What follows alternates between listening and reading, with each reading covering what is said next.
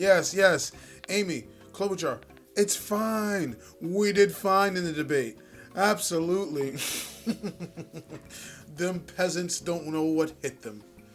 Yes, yes. No, call Pistol Pete and have him set up the meeting in his wine cave. Good old Pete.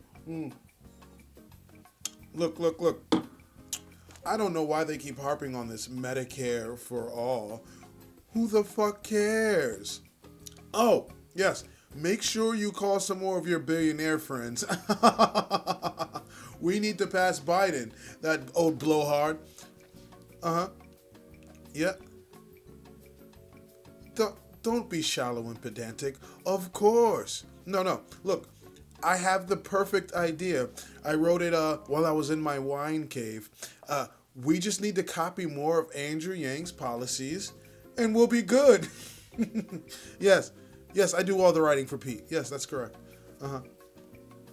Well, look, we get two more billionaires on our side. We'll be in the next debate. Yeah. Uh huh. Okay. Yes. Yeah. I'll talk to you soon, darling. Guffaw, guffaw, guffaw. Oh, that Amy. Such a bitch, but I like her. Oh. This thing's been on the whole time. And what's going on, Read My Lips people? We are back. So, fresh off of the Democratic debate, the December Democratic debate, the sixth Democratic debate. And quite frankly, I think it went rather well. Well, comparatively to some of the other debates. Now, look, my channel gave a lot of heat to PBS leading up to this debate. And I just want to clarify, I dropped a video, the link is above, on how PBS forgot about Yang and one of their sort of commercials culminating to the debate. And they've retracted that commercial and they've apologized because they said they didn't think at the time, or when they dropped it, the commercial at the time, that Yang was going to qualify for the debate. But you slept on our guy and he made it through. So they retracted it and they've apologized. And I accept your apology. I think you could have made a commercial with Yang already in it, and if he didn't get to the debate, just take it out. But it is what it is. So, how did the debate go?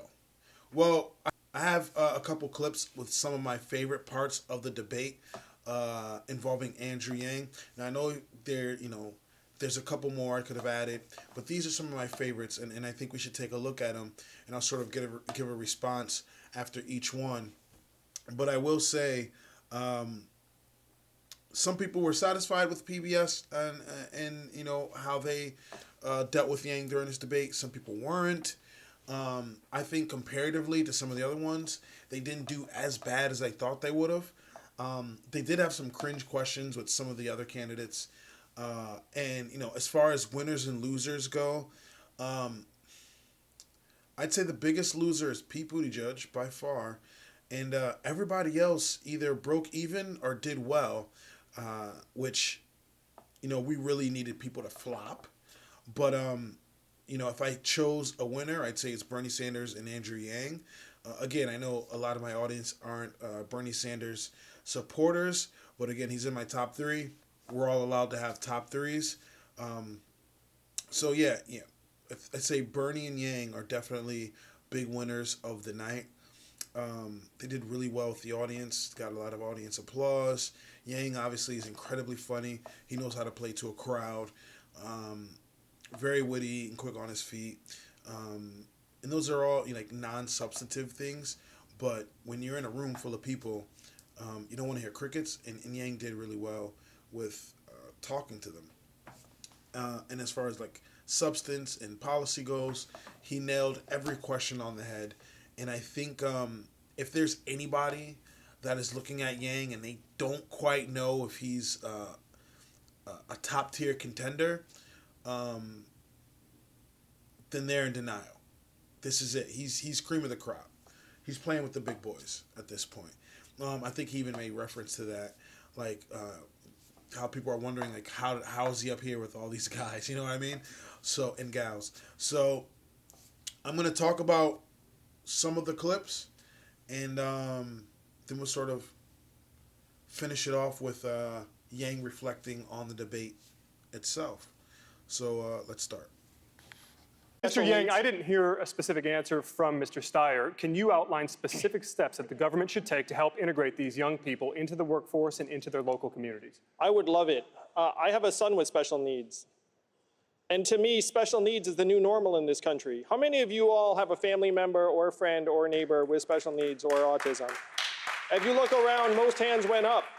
The fact is, right now, we have to do more for Kyle. Special needs children are going to become special needs adults in many cases. And here's the challenge. We go to employers and say, hey, this special needs person can be a contributor in your workplace, which may be correct, but that's not the point.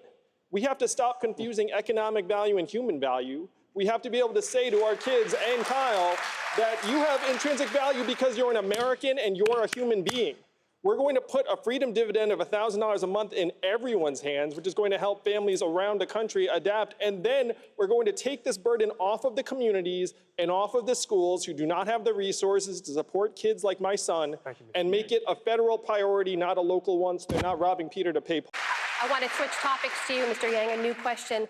The Democratic Party relies on Black, Hispanic, and Asian voters. But you are the only candidate of color on the stage tonight, and the entire field remains overwhelmingly white. What message do you think this sends to voters of color?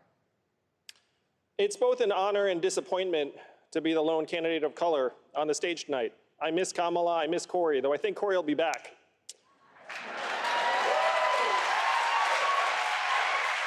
I grew up the son of immigrants, and I had many racial epithets used against me as a kid. But Black and Latinos have something much more powerful working against them than words. They have numbers.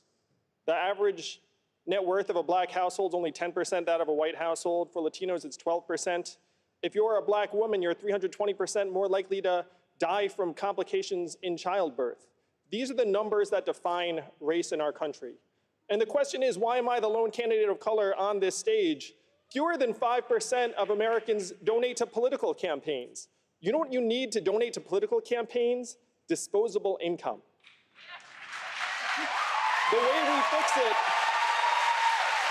we fix this is we take Martin Luther King's message of a guaranteed minimum income, a freedom dividend of $1,000 a month for all Americans. I guarantee if we had a freedom dividend of $1,000 a month, I would not be the only candidate of color on this stage tonight. Thank you, Mr. Yang.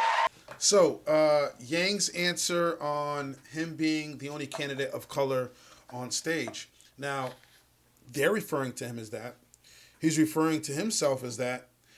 And I referred to him as that in the video above. So, I think I was spot on with that. Pat myself on the back. Because that's what he is. And like I said, whether you like it or not, that's just the facts as to what he is. Kind of a cringe question to me personally, but I think Yang handled it and answered it accordingly in the best way you possibly could. So kudos to Yang. And as far as answering the question about kids with special needs, that was spot on. In being that he has, a child in those circumstances, I think he's probably one of the most equipped people on that stage to talk about it. So, I mean, he knocked both those questions out of the park. And, again, one of them was pretty cringe, and he still handled it well. And Yang's good at that. They send him a kind of iffy or cringe question, and he sort of flips it back around and makes it look good. So, both handled amazingly well. That's why they're two of my favorite responses from Yang for the night. Mr. Yang. I know what you're thinking, America. How am I still on this stage with them?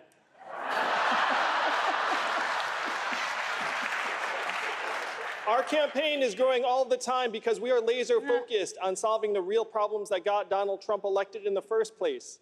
I spent 7 years helping create thousands of jobs in Detroit, Baltimore, New Orleans, and other cities, serving as an ambassador of entrepreneurship under President Obama. And I saw firsthand what many of you already know. Our country is falling apart. Our senior citizens are working until the day they die. Our kids are addicted to smartphones or drugs. We're seeing record high levels of depression, suicides, overdoses. Our companies are recording record profits while our people are literally dying younger. Our way of life is changing faster than ever, and the simple fact is this: our politicians in DC succeed whether we the people succeed or fail. Washington, D.C. today is the richest city in our country. What do they produce? Bad decisions? We need to get the money out of D.C. and into your hands, the hands of the American people. Join us at yang2020.com and help us rewrite the rules of the 20th century economy to work for us. Thank you, Senator. And Yang's closing statement, again, probably one of the best ones for the night. Started off with a nice quip, with a nice joke about him being on stage with everybody. But there's some truth to what he said. Because, like I said, nobody knew who Andrew Yang was 7 minutes ago. They didn't know. And he's proven to everyone that he's legitimate. He's here to stay. And, every barrier they put up for him that they don't think he's going to pass, he's gotten through. So again, that was a joke that he started at the beginning of his closing statement. But it rang true. It was 100% accurate. People are wondering, like, how the hell did this guy get here? But it's because he's solving problems that us people have that other politicians have pretended to want to solve and sort of left us in the shitter for so long, And so he's making the right moves and taking the right steps to make America great again.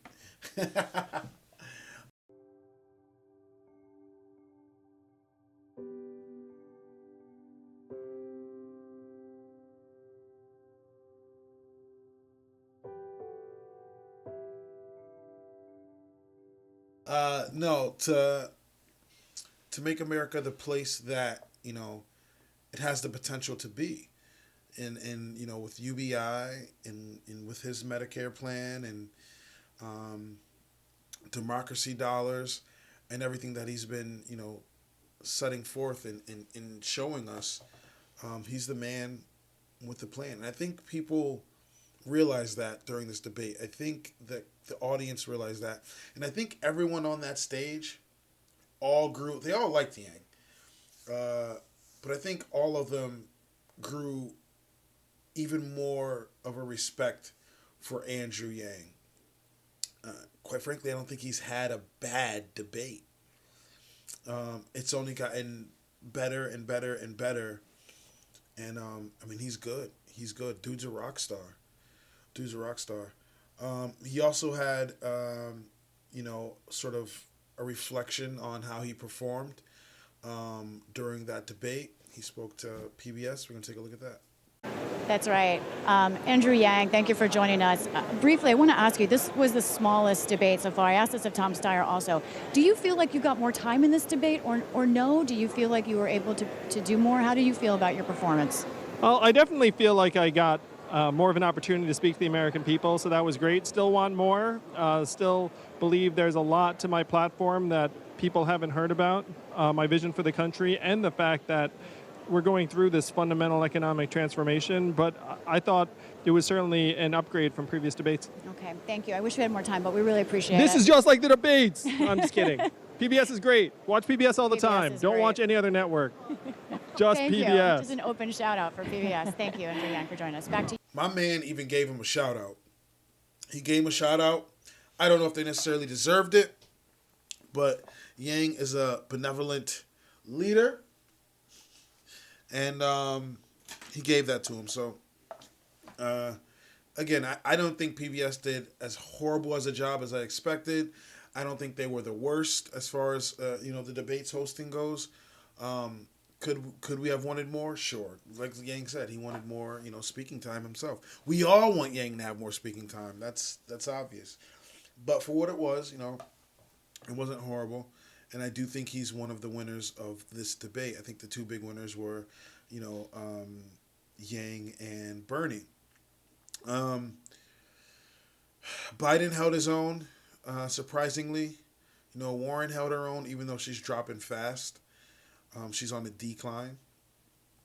And Klobuchar, she didn't do too bad. Yang said something about, he wants Corey back on there. He thinks Corey will be back on there. I spoke on that already.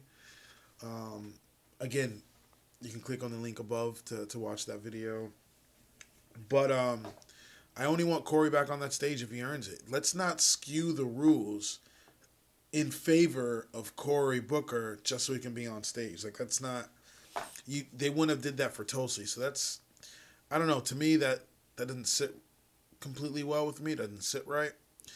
But, Yang's just the kind of guy that, he cares for people. Humanity first. He lives humanity first. He lives it, When Kamala dropped out, he had nothing but kind words for her. He's got nothing but kind words for Corey. He is 100% humanity first. And I tell that to Yang Gang all the time because I see us. We lose our shit sometimes. We don't always put humanity first. We don't always, emit humanity first. Quite often, and a lot of times I tell people, would Yang be acting that way? And that actually, snaps people back. Like, you know what? I'm doing too much. Let me calm the hell down. Because I have yet to see him be anything but humanity first. Like, I haven't seen dude, hit that edge where I'm like, Yang, spazzing. Like, I haven't seen that yet. And I don't think we will see that. I don't think we will see it. So, yeah, overall, not a bad debate. I think they gave him slightly more time. And he's also, from what I understand, the most Googled person after the debate. More people Googled Andrew Yang than anybody else. So, as you know, Tulsi used to hold the reins. I think it happened to her twice. It did happen to Andrew once, I'm pretty sure. And now, once again, Andrew Yang is the most Googled candidate after the debate. I think it was like 200% over Biden or something like that. It was utterly ridiculous. So yeah, great news for Andrew Yang, and I think he's only going to skyrocket. What was he at, 6%? He had hit 6% or something like that. He's climbing. Incrementally, but he's climbing. So don't forget, I am in a contest to interview Evelyn Yang. It's the Secure the Yang Challenge. I have an ActBlue link in the description below. Please feel free to donate. If I'm the winner, I get to have a one-on-one interview with Evelyn Yang. I think Paget is the one that's hosting this and putting everything together. The last time it was Tom.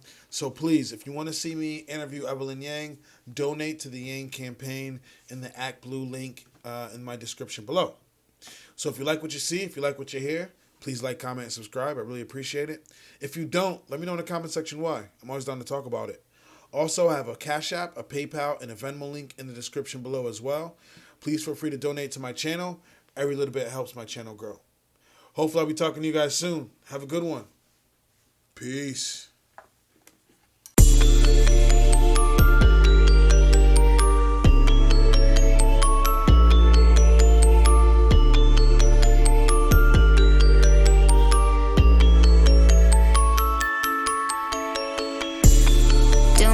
My girl was in the club, yeah, we're feeling down the beat, yeah, the music on repeat, baby.